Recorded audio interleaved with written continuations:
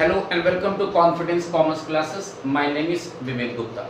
बच्चों, हम लोग कंडक्ट कर रहे हैं इंडियन इकोनॉमी एंड ये हमारे इंडियन इकोनॉमी का second chapter, that's Indian economy 1950 to 1990।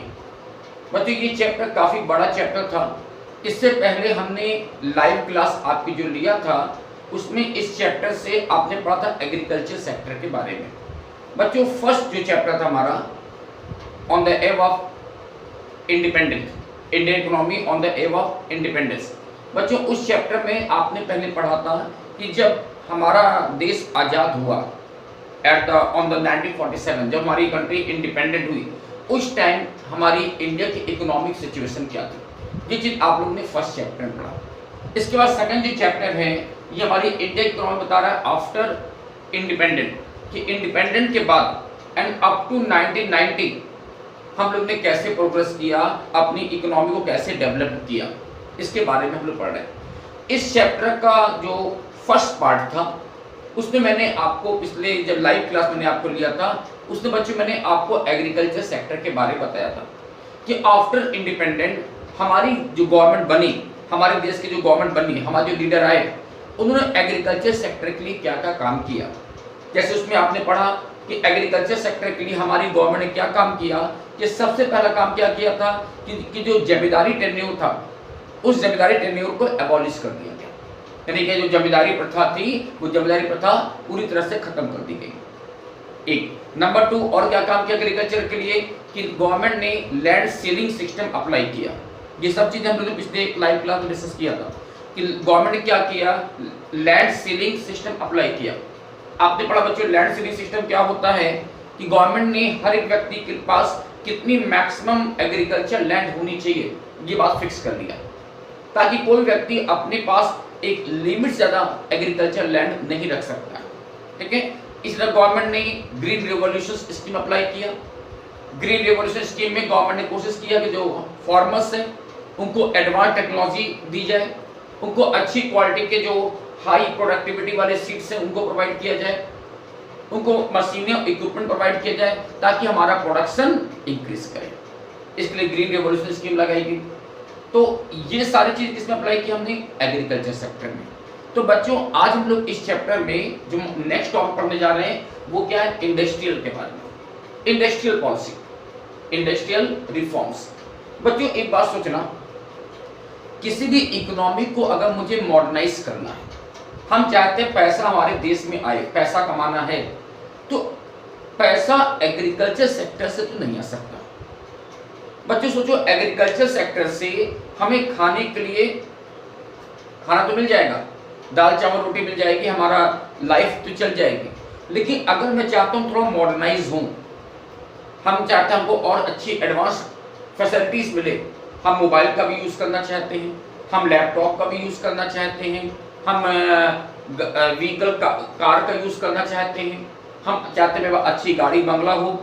तो सोचिए, अगर मैं हाई लिविंग स्टैंडर्ड के बारे में सोच रहा हूँ तो वो एग्रीकल्चर सेक्टर हमको प्रोवाइड नहीं कर सकता। एग्रीकल्चर सेक्टर से हम केवल अपने जो बेसिक नीड्स है तो वही को पूरा कर सकते हैं, लेकिन जो हमारी फैशनेबल चीज़ें जिससे हमारा लिविंग स्टैंडर्ड हाई होता है तो वो चीज़ें एग्रीकल्चर से नहीं आ सकती। अब सोचो, मुझे मोबाइल चाहिए, लैपटॉप चाहिए, मुझे कार चाहिए, तो ये एग्रीकल्चर तो मुझे प्रोवाइड नहीं कर सकता। इसके लिए हमको क्या चाहिए, इंडस्ट्री लगाना पड़ेगा। तो हम अपनी इकोनॉमी को एडवांस करने के लिए, अपनी इकोनॉमी को मॉडर्नाइज करने के लिए और ज़्यादा पैसा कमाने के लिए हम चाहते हैं कि हमारी इंडस्ट्री बढ़े। तो उस टाइम जब हमारा देश आज़ाद हुआ तो उस टाइम हमारी गवर्नमेंट ने, जो उस टाइम जो लीडर थे, जो हमारी गवर्नमेंट आई, उन्होंने न केवल एग्रीकल्चर सेक्टर को प्रमोट किया बल्कि पैसा कमाने के लिए इंडस्ट्रियल सेक्टर को भी प्रमोट किया गया। ठीक है, देखिए इंडस्ट्रियल रिफॉर्म्स कि आफ्टर इंडिपेंडेंट हमारी जो गवर्नमेंट आई उन्होंने इंडस्ट्री के लिए क्या क्या काम किया, इंडस्ट्रियल रिफॉर्म्स। बच्चों, रिफॉर्म ये होता है किसी भी चीज़ को रीऑर्गेनाइज करना, यानी मान लो कुछ पहले खराब था उसको सही करना, रीऑर्गेनाइज करना या वो रिकंस्ट्रक्ट करना। ठीक है, तो हमारी जो इंडस्ट्री थी, आप लोग बच्चों फर्स्ट चैप्टर में पढ़ा था कि जब हमारा देश अंग्रेजों के गुलाम था उस वक्त हमारी जो इंडस्ट्री थी पूरी तरह से खत्म हो चुकी थी। इंडिया की जो इंडस्ट्री थी पूरी तरह खत्म हो चुकी थी। जो कॉलोनियल रूल था कॉलोनियल रूल में हमारी इंडिया की जो इकोनॉमी थी पूरी तरह से डेमोलिश हो चुकी थी। हमारी जो इंडस्ट्री थी बच्चों वो रॉ मटेरियल एक्सपोर्टर थी और फिनिश गुड्स इंपोर्टर थी। हम लोग क्या करते थे कि हम लोग रॉ मटेरियल सेल करते थे और फिनिश गुड्स खरीदते थे। अब सोचो रॉ मटेरियल मैंने बेचा मान लो 1000 रुपए का, लेकिन फिनिश गुड्स जो ब्रिटेन से बनकर आया हम उसको 50,000 रुपए में खरीद रहे हैं। जिससे क्या हो, हम लोग और बैकवर्ड होते चले जा रहे थे। तो आफ्टर इंडिपेंडेंट जो हमारी गवर्नमेंट बनी उसने सबसे पहले इस बात को किया कि हम अपनी इंडस्ट्री को प्रमोट करेंगे, अपनी इंडस्ट्री को फिर से रिफॉर्म करेंगे, रीऑर्गेनाइज करेंगे, रिकंस्ट्रक्ट करेंगे। देखिए, the growth of industrial sector is necessary for economic and monetary prosperity of the country. कि अगर हम अपने देश की इकोनॉमी को इकोनॉमिकल वे में डेवलप करना चाहते हैं, हम चाहते हैं कि मेरे पास मनी आए, पैसे आए, जो बेसिक नीड है वो तो पूरी कर रहे हैं एग्रीकल्चर से, लेकिन हम जो एडवांस चीजें हैं, जो मॉडर्नाइज चीजें हैं, हम अपनी इकोनॉमी को और मॉडर्नाइज करना चाहते हैं, तो वो कैसे होगी? इंडस्ट्रियल डेवलपमेंट से। तो हम अपनी कंट्री को मॉडर्नाइज करने के लिए और more and more money earn करने के लिए हम लोग क्या कर रहे हैं? इंडस्ट्रियल रिफॉर्म्स कर रहे हैं, इंडस्ट्री को प्रमोट करते हैं।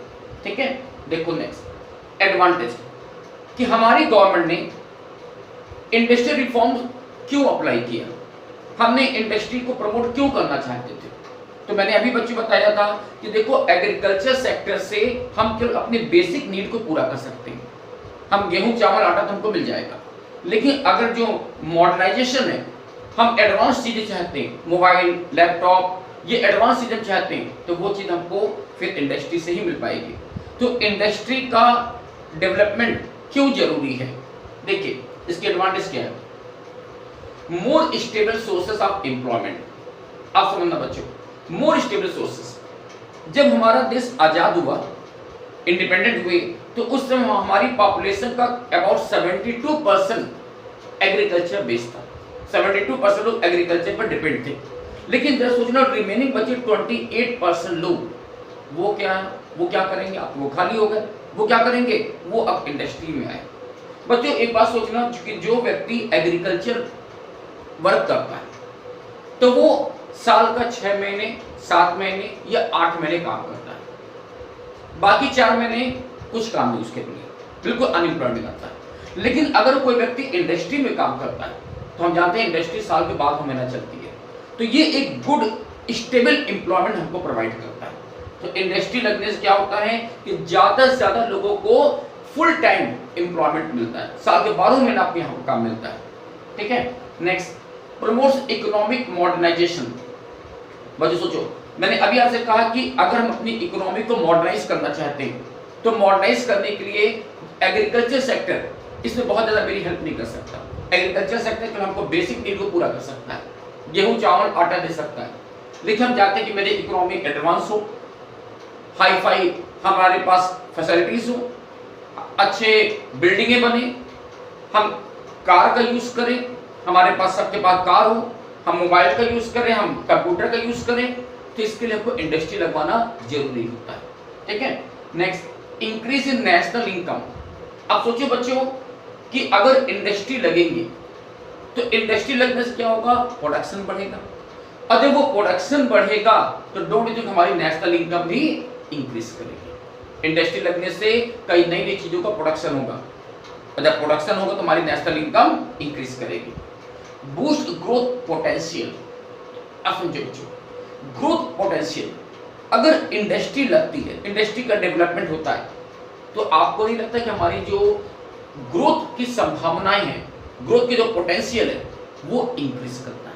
हमारी इकोनॉमी का जो ग्रोथ पोटेंशियल है वो इंक्रीज करता है, इंक्रीज करेगा अगर हम अपनी इंडस्ट्री को डेवलप करें। Okay, increase in export. आप समझिए, सिंपल सी बात है बच्चों, अगर इंडस्ट्रीज डेवलप करेंगी तो ज्यादा प्रोडक्शन होगा, और जब ज्यादा प्रोडक्शन होगा तो हम उसको एक्सपोर्ट करेंगे।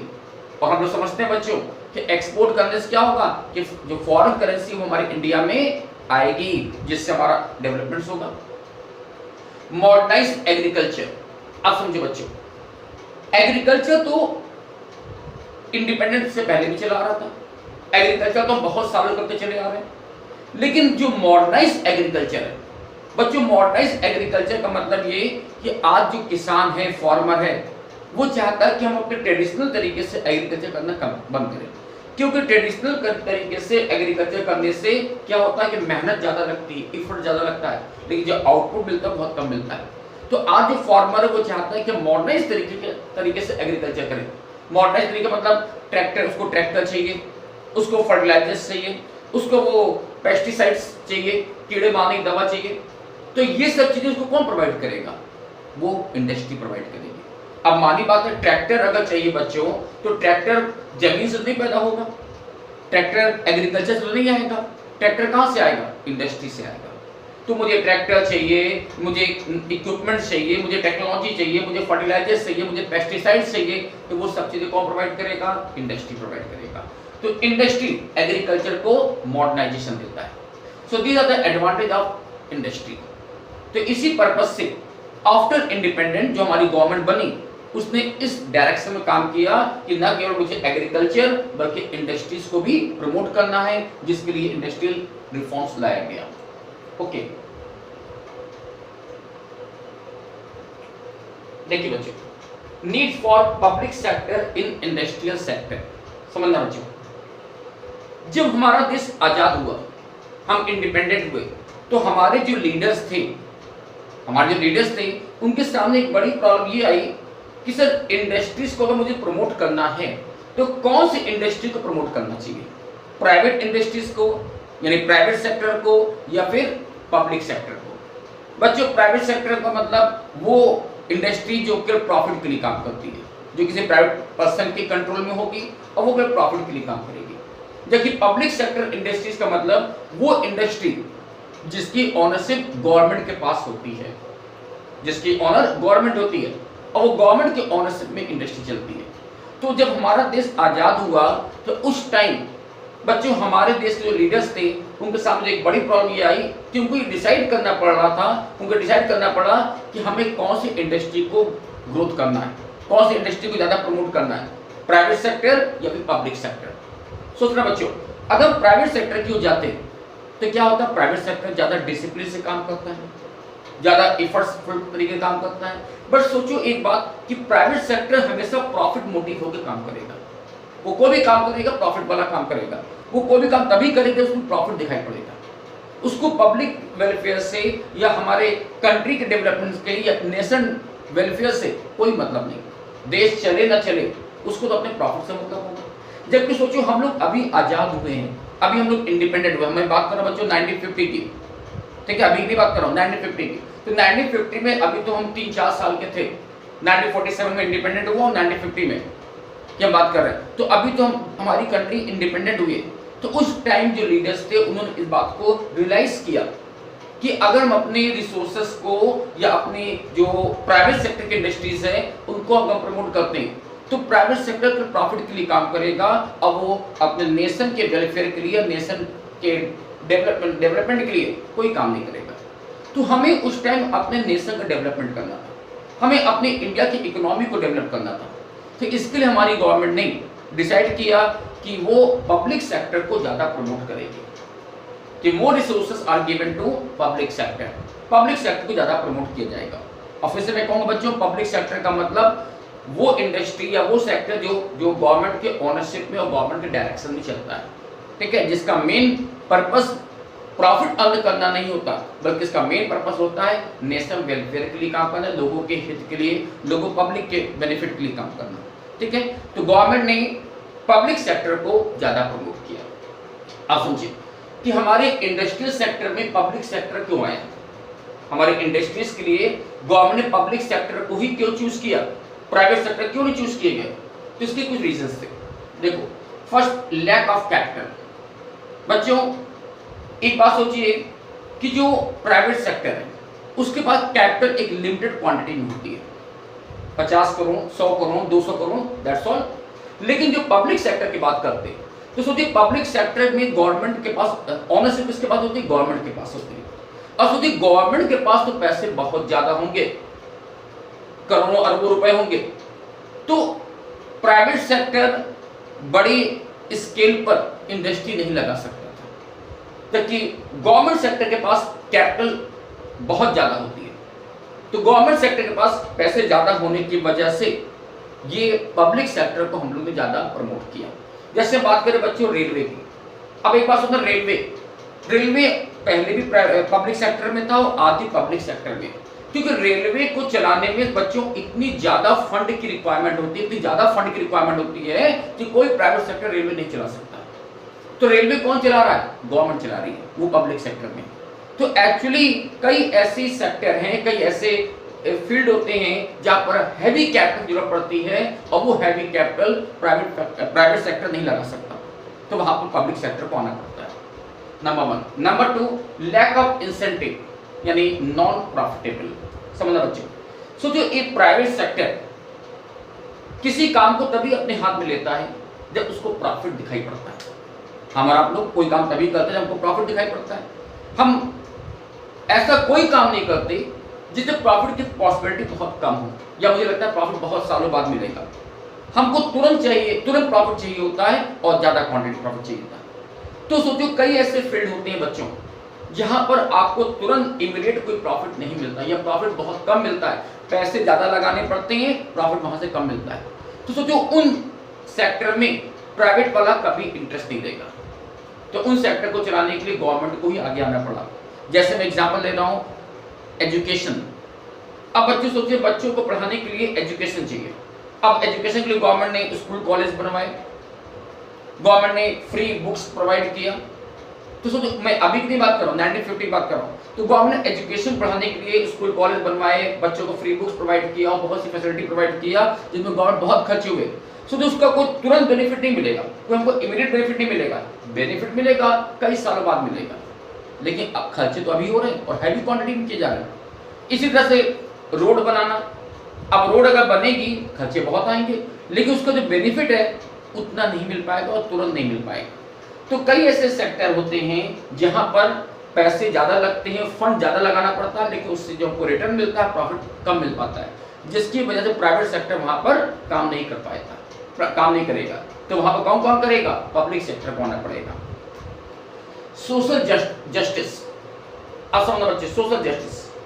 प्राइवेट सेक्टर हमेशा प्रॉफिट की बात करता है, उसे क्या चाहिए? हमेशा प्रॉफिट, वो हमेशा मनी मनी मनी सोचता है, उसको पब्लिक इंटरेस्ट से या नेशनल वेलफेयर से कोई मतलब नहीं होता। सोचिए आज बच्चों, गवर्नमेंट जो गरीब व्यक्ति हैं उनको 2 रुपए किलो चावल दे रही है, 1 रुपए किलो गेहूं दे रही है। कौन दे रहा है? गवर्नमेंट दे रही है, प्राइवेट वाला नहीं दे सकता। क्यों? प्राइवेट वाले क्या चाहिए? प्रॉफिट चाहिए। तो अगर हम ये चाहते हैं कि जो गरीब व्यक्ति है उसके हित के लिए काम करना, उसके इंटरेस्ट के लिए काम करना, कि वो भी अपने आप को बेसिक नीड वो अपनी पूरी कर सके, तो इसके लिए जरूरी पब्लिक सेक्टर को प्रमोट किया जाए। क्योंकि प्राइवेट वाला गरीबी नहीं हटाएगा, गरीब को ही हटा देगा। सोचिए अगर उस टाइम में बच्चों प्राइवेट सेक्टर आ जाता तो हमारे देश के 80% लोग, उस समय पॉवर्टी लाइन से नीचे थे, तो 80% लोग उसी समय खत्म हो जाते, मर जाते ना, क्योंकि प्राइवेट सेक्टर में प्रॉफिट चाहिए, तो उसको तभी कोई चीज बनाएगा, बेचेगा जब उसको प्रॉफिट मिलेगा। लेकिन गवर्नमेंट ने पब्लिक इंटरेस्ट के लिए काम किया और गरीबों के लिए काम किया। तो सोशल जस्टिस को मेंटेन करने के लिए पब्लिक सेक्टर जरूरी था। Development of infrastructure. अब बच्चों लोग समझते हैं इंफ्रास्ट्रक्चर मींस क्या आता है? रोड बनाना, डैम बनवाना, ब्रिज बनाना, एयरपोर्ट बनाना, पोर्ट बनाना, ये किस में आता है? इंफ्रास्ट्रक्चर। बच्चों सोचिए इंफ्रास्ट्रक्चर के फील्ड में प्राइवेट सेक्टर जनरली काम नहीं कर पाता है। क्यों? क्योंकि यहाँ पर एक हैवी अमाउंट मुझे इन्वेस्ट करना पड़ता है। अब आपको रोड बनवाना पूरी कंट्री में, या एयरपोर्ट बनाना है, डैम बनवाना है, तो उसमें हैवी अमाउंट स्पेंड होगा, और इतना हैवी अमाउंट कोई प्राइवेट सेक्टर अकेले नहीं इन्वेस्ट कर सकता, उसकी कैपेसिटी से बाहर है। तो फिर ये काम कौन करेगा? पब्लिक सेक्टर करेगा।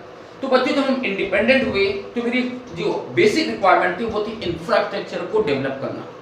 रोड बनवाना था, एयरपोर्ट बनवाने थे, डैम बनवाना था, ये काम प्राइवेट सेक्टर नहीं कर सकता था क्योंकि उसके पास इतना फंड नहीं था। तो ये काम किसको करना पड़ेगा? पब्लिक सेक्टर को करना पड़ेगा। So these are the needs for public sector in the industrial sector. Okay बच्चों, तो ये था हमारा इंडस्ट्रियल पॉलिसी के बारे में। हाँ देखिए बच्चों, मेरा नेक्स्ट टॉपिक है इंडस्ट्रियल रिवॉल्यूशन पॉलिसी 1956, जिसको हम लोग आगे से शॉर्ट में बोलेंगे आईपीआर। बच्चों आईपीआर क्या हुआ? Is a industrial revolution policy. ध्यान रखिए ये आईपीएल नहीं है, आईपीएल हम लोग आज खेलते हैं, पहले क्या था आईपीआर। तो हमारी गवर्नमेंट ने इंडस्ट्रीज को डेवलप करने के लिए, इंडस्ट्रीज को प्रमोट करने के लिए एक पॉलिसी बनाई थी, इंडस्ट्रियल रिवॉल्यूशन पॉलिसी 1956। बच्चों हमारा देश जो इंडिपेंडेंट हुआ 1947 में, और ये पॉलिसी कब बनी? 1956 में। यानी जब ये पॉलिसी बनी तो हमारा देश करीब 8-9 साल का था। तो उस टाइम हमें एक रैपिड डेवलपमेंट की जरूरत थी, फास्ट डेवलपमेंट की जरूरत थी। अब बच्चों फास्ट डेवलपमेंट हमें एग्रीकल्चर तो नहीं दे सकता। अगर मुझे फास्ट डेवलपमेंट चाहिए तो फास्ट डेवलपमेंट कौन देगा? इंडस्ट्रीज देगी। तो गवर्नमेंट ने अपनी फास्ट डेवलपमेंट करने के लिए इंडस्ट्रीज को डेवलपमेंट करना चाहती थी, अपनी इंडस्ट्री को प्रमोट करना चाहती थी। तो अब गवर्नमेंट ने देखा कि जब मुझे इंडस्ट्रीज को प्रमोट करना है, क्योंकि बिना इंडस्ट्री प्रमोट करे हमारी इंडिया की इकोनॉमी ग्रोथ नहीं कर सकती, तो अपनी इंडस्ट्रीज को प्रमोट करने के लिए गवर्नमेंट ने पब्लिक सेक्टर को ज्यादा प्रेफर किया। Government increase the public sector in the industrial development. Industrial development के लिए गवर्नमेंट पब्लिक सेक्टर को प्रमोट किया।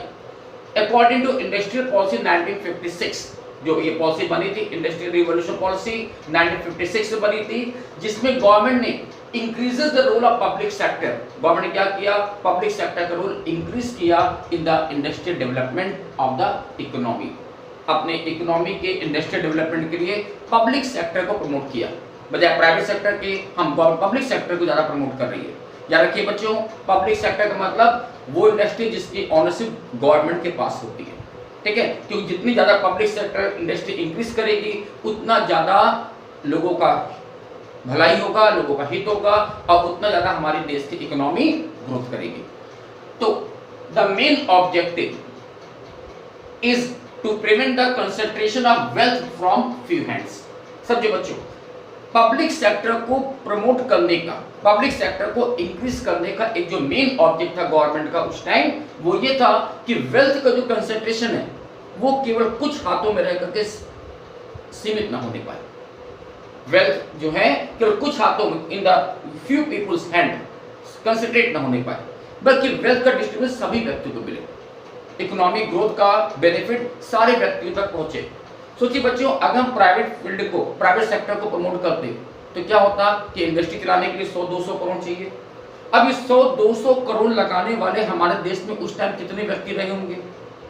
कितने रहे होंगे? मुश्किल से रहे होंगे 10-50 व्यक्ति जो 100-200 करोड़ का इन्वेस्टमेंट कर सकते हैं।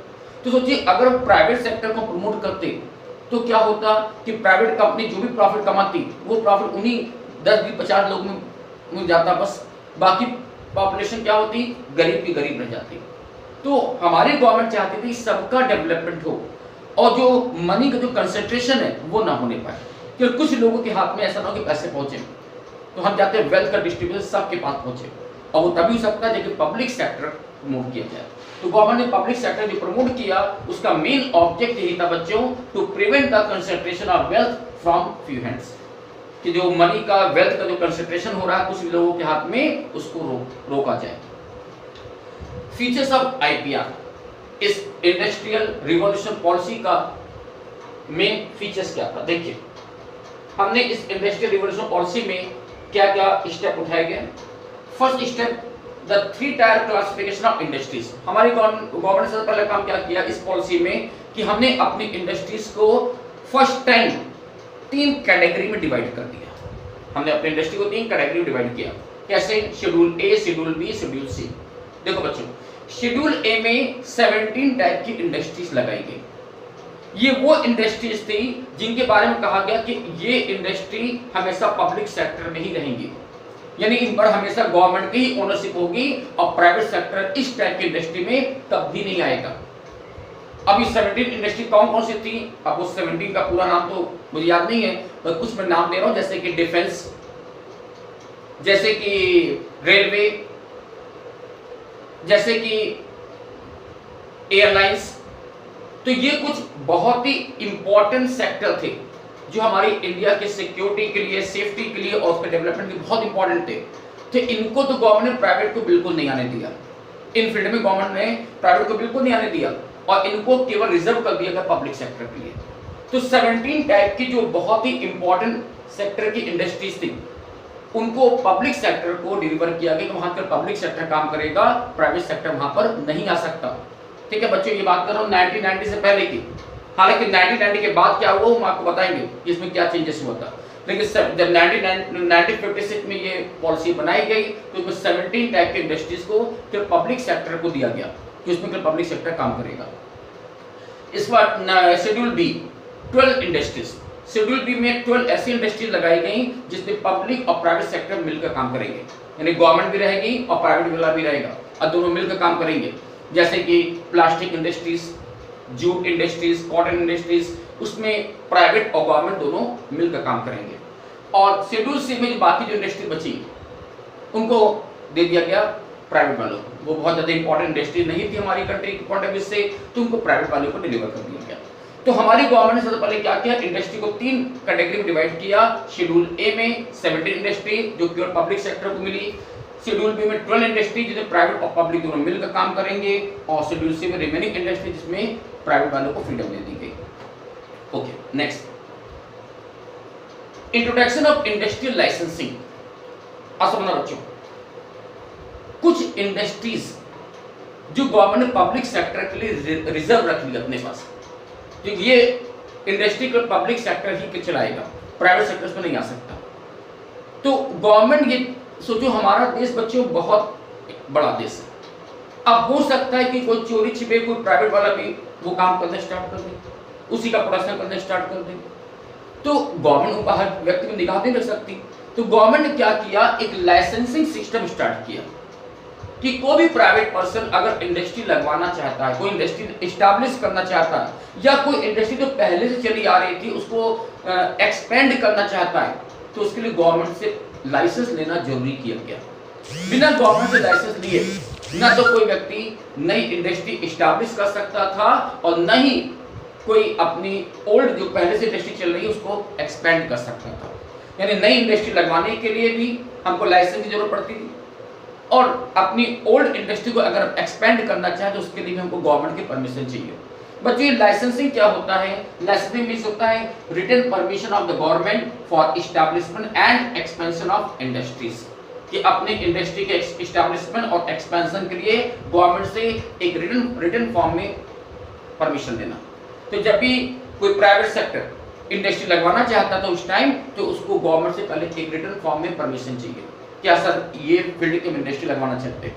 तो बिना गवर्नमेंट के परमिशन के, बिना लाइसेंस लिए हम इंडस्ट्री नहीं लगा सकते थे। ठीक है, next industrial concession for private sector for establishment in backward and rural area. अब सोचना बच्चों, अब जैसे गवर्नमेंट ने पब्लिक सेक्टर को प्रमोट कर रही है, 1956 में गवर्नमेंट ने पब्लिक सेक्टर प्रमोट किया कि हर जगह पब्लिक सेक्टर आएगा, प्राइवेट वालों के पास कोई राइट्स ही नहीं बच रहे थे। इसके अलावा प्राइवेट जो इंडस्ट्रीज कुछ थी भी तो गवर्नमेंट वहां पर लाइसेंसिंग सिस्टम अप्लाई कर दिया कि बिना लाइसेंस के आप काम नहीं कर सकते। तो इससे क्या हुआ कि जो प्राइवेट वाले थे थोड़ा बैक होने लगे। तो अब गवर्नमेंट ने प्राइवेट सेक्टर को भी प्रमोट किया कि प्राइवेट वाले बिल्कुल से पीछे न चले पाए।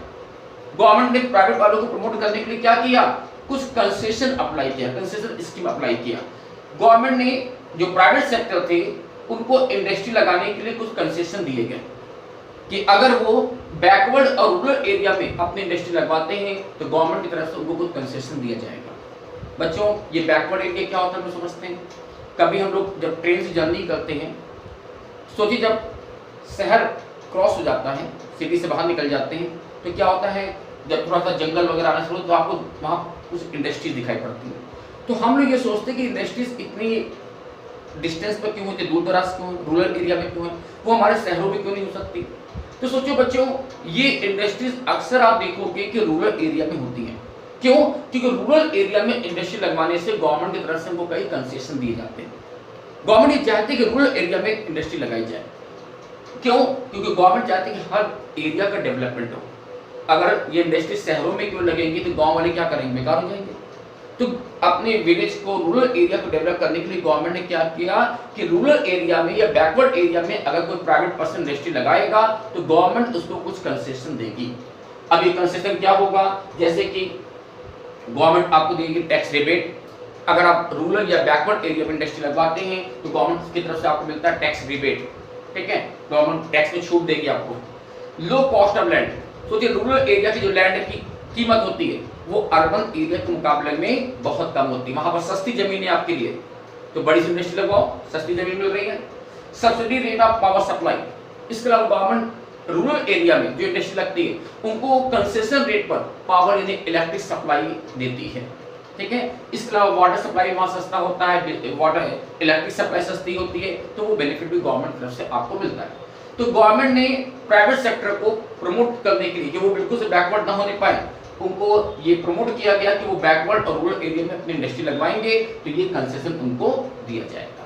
तो ये थे बच्चों हमारे इंडस्ट्रियल रिवॉल्यूशन पॉलिसी 1956 के मेन फीचर्स। ओके, हाँ देखिए बच्चों, हमारी जो इंडस्ट्रियल पॉलिसीज थी गवर्नमेंट ने उसमें स्मॉल स्केल इंडस्ट्रीज को प्रमोट करने के लिए भी कुछ काम किए। बच्चों ये स्मॉल स्केल इंडस्ट्रीज क्या होता है? तो स्मॉल स्केल इंडस्ट्री का मतलब क्या हुआ? छोटी छोटी इंडस्ट्रीज। क्या हुआ? छोटी छोटी इंडस्ट्रीज। सोचिए बच्चों, जो बड़ी इंडस्ट्रीज होती है, बड़ी इंडस्ट्री लगाने के लिए हैवी फंड की जरूरत पड़ती है, 200, 500, 1000 करोड़ की जरूरत पड़ती है, और इतना फंड हर व्यक्ति नहीं लगा सकता। इतने फंड लगाने वाले सोचो हमारे देश में गिनती से आदमी है, गिनती के व्यक्ति हैं। तो अगर गवर्नमेंट जो बिग इंडस्ट्रीज है उनको प्रमोट करती तो क्या होता? उस इंडस्ट्री की जो प्रॉफिट है केवल कुछ लोगों के हाथ में पहुंच पाता, बाकी तो बेकार हो जाते हैं। तो गवर्नमेंट चाहती थी कि हर व्यक्ति इंडस्ट्री लगाए, हर व्यक्ति इंडस्ट्री लगाए। अब सबके पास 2, 4, 5, 10 लाख रुपए हैं, अपने इंडस्ट्री लगवाइए। तो वो क्या? स्मॉल स्केल इंडस्ट्रीज है। तो स्मॉल स्केल इंडस्ट्री का मतलब वो इंडस्ट्री जो छोटी छोटी इंडस्ट्रीज है, ठीक है।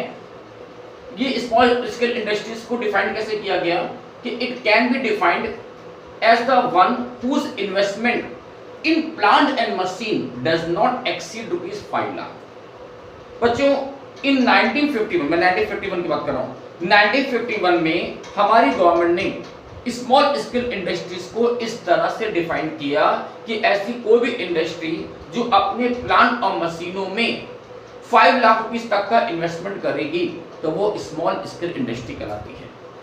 अगर आप अपने प्लांट और मशीनों में 5 लाख रुपए तक या उससे कम का इन्वेस्टमेंट करते हैं तो आप स्मॉल स्केल इंडस्ट्री यानी एसएसआई कहलाएंगे। लेकिन अगर आपका इन्वेस्टमेंट 5 लाख से ऊपर का है तो फिर आप बड़ी इंडस्ट्री में आ जाएंगे, ठीक है। बच्चों ये जो क्राइटेरिया बनाया था 1951 में बनाया गया था। 1951 में 5 लाख रुपए की अच्छी खासी वैल्यू थी। लेकिन आज के टाइम में मैं बताऊं, आज के time in the present time जो स्मॉल स्केल इंडस्ट्री का जो इन्वेस्टमेंट का क्राइटेरिया है वो बढ़कर कितना हो गया है? 5 करोड़ रुपए का हो गया है। तो जैसे एग्जाम में आता है कि एसआई स्मॉल स्केल इंडस्ट्री क्या होती है, तो 1951 का भी क्राइटेरिया बताना और साथ में जो प्रेजेंट टाइम में जो चल रहा है वो भी आप बताइएगा कि प्रेजेंट टाइम में स्मॉल स्केल इंडस्ट्री वो होती है जो अपने प्लांट मशीनों में 5 करोड़ रुपए तक का इन्वेस्टमेंट करती है। तो 1951 में ये क्राइटेरिया था 5 लाख रुपीस का, ठीक है बच्चों। तो हमारी गवर्नमेंट ने स्मॉल स्केल इंडस्ट्रीज को प्रमोट करने के लिए सोचा, क्योंकि स्मॉल स्केल इंडस्ट्री बढ़ने से क्या होगा? हर व्यक्ति को रोजगार मिलेगा, सब व्यक्ति के पास रोजगार जब पहुंचेगा तो सबका एक इकोनॉमिकल इंटरेस्ट, इकोनॉमिकल वे में सभी लोग ज्यादा स्ट्रांग होंगे और हमारी इंडिया की इकोनॉमी डेवलप करेगी। तो सबका विकास करने के लिए, सबका डेवलपमेंट करने के लिए गवर्नमेंट ने स्मॉल स्केल इंडस्ट्रीज को प्रमोट किया। देखो हमारी इंडिया की इकोनॉमी में या किसी भी देश की इकोनॉमी में स्मॉल स्केल इंडस्ट्रीज का रोल क्या है? देखिए गवर्नमेंट ने स्मॉल स्केल इंडस्ट्रीज को प्रमोट क्यों कर रही है, क्यों किया? पहला चीज लेबर इंटेंसिव। बच्चों सोचना कि जो बिग इंडस्ट्रीज होती है मोस्टली सोचिए वहां पर मशीनों का यूज ज्यादा होता है, उनके पास कैपिटल ज्यादा है, फंड ज्यादा है, तो वो बड़ी बड़ी मशीनों का, बड़ी बड़ी टेक्नोलॉजी का यूज करती है। वहां लेबर कम होते हैं और मशीनें ज्यादा काम करती हैं, ठीक है। हमने क्लास 11 में पढ़ा भी था ना कि 2 तरीके से प्रोडक्शन होता है, या तो कैपिटल इंटेंसिव या फिर लेबर इंटेंसिव। तो जो बड़ी इंडस्ट्रीज होती है वो कैपिटल इंटेंसिव बेस्ड होती है, वो मशीनों प्लांट से ज्यादा काम लेती हैं, मशीनों का टेक्नोलॉजी ज्यादा यूज करती हैं और लेबर का यूज कम करती है, जिससे बेरोजगारी बढ़ती है। लेकिन जो स्मॉल स्केल इंडस्ट्रीज होती है वहां पर ज्यादातर काम लेबर करते हैं, वहां मशीनों का यूज कम होता है, लेबर का यूज ज्यादा होता है। तो जब लेबर का यूज ज्यादा होगा तो क्या होगा? सबको रोजगार मिलेगा, सबका एम्प्लॉयमेंट बढ़ेगा, ठीक है। तो लेबर इंटेंसिव होता है। Promotes balanced regional growth. अब सोचना बच्चों, जो बड़ी बड़ी इंडस्ट्रीज होती हैं जहाँ 1000, 2000, 5000 करोड़ रुपए लगाए जाते हैं, तो वो बहुत ज़्यादा नहीं हो सकती। वो कितनी होगी? मान लो 100 है। कितनी है? 100 है, 100 है। तो जो स्मॉल स्केल इंडस्ट्रीज है जिनमें के 5 लाख रुपए तक का इन्वेस्टमेंट चाहिए, तो वो तो 1 लाख होंगे ना। अब सोचने की बात है, जो बिग इंडस्ट्री है वो कुल 100 है और जो स्मॉल स्केल इंडस्ट्री है वो 1 लाख है। तो जो स्मॉल स्केल इंडस्ट्रीज है वो देश के हर कोने में लगाई जा सकती है, लेकिन जो बिग इंडस्ट्री वो केवल कुछ स्पेसिफिक प्लेस में लगती है। तो सोचिए जहां बिग इंडस्ट्री लगेंगे केवल उसी एरिया का ही डेवलपमेंट हो पाएगा, बाकी एरिया तो बैकवर्ड हो जाएंगे। तो हम चाहते थे उस टाइम कि हमारी देश का हर एरिया, हर स्टेट डेवलप करे। तो अगर हम केवल बिग इंडस्ट्री को प्रमोट करते तो क्या होता, केवल कुछ एरिया का ही डेवलपमेंट हो पाता। लेकिन स्मॉल स्केल इंडस्ट्री के डेवलपमेंट हो जाने से क्या होगा कि हमारे देश का हर एक एरिया डेवलप करता है। ठीक है। Next, promotes equity. फिर से देखो बच्चों वही बात आ रही है, प्रमोट्स इक्विटी, कि स्मॉल स्केल इंडस्ट्री से इक्विटी को प्रमोशन मिलता है। इक्विटी मतलब समानता, सबके पास पैसा पहुंचे, सबको इक्वल अपॉर्चुनिटी मिलेगी। फिर से कहेंगे बच्चों, अगर बड़ी इंडस्ट्री से बात करेंगे तो उसका बेनिफिट केवल कुछ लोगों को मिल पाएगा, केवल कुछ लोग अमीर होंगे, बाकी सब लोग गरीब हो जाएंगे। लेकिन स्मॉल स्केल इंडस्ट्री से क्या होगा, सबको रोजगार मिलेगा, सबको प्रॉफिट कमाने का इक्वल चांस मिलेगा, इक्वल अपॉर्चुनिटी मिलेगी। ठीक है। Sources of raw material.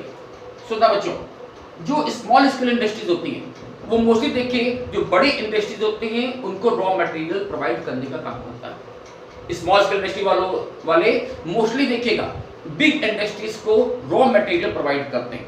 जैसे मान लीजिए कोई बड़ी इंडस्ट्री सपोज को फर्नीचर बनाती है, तो फर्नीचर बनाने के लिए उसको क्या चाहिए? वुड चाहिए, लकड़ी चाहिए। तो सोचो बड़ी इंडस्ट्री वाले अब लकड़ी के लिए तो जंगल जाएंगे नहीं कि वहां जाएंगे जंगल, वहां जाकर लकड़ी काट के ले आएंगे। ऐसा करने में उनका बहुत टाइम भी वेस्टेज होगा और मनी वेस्टेज होगी।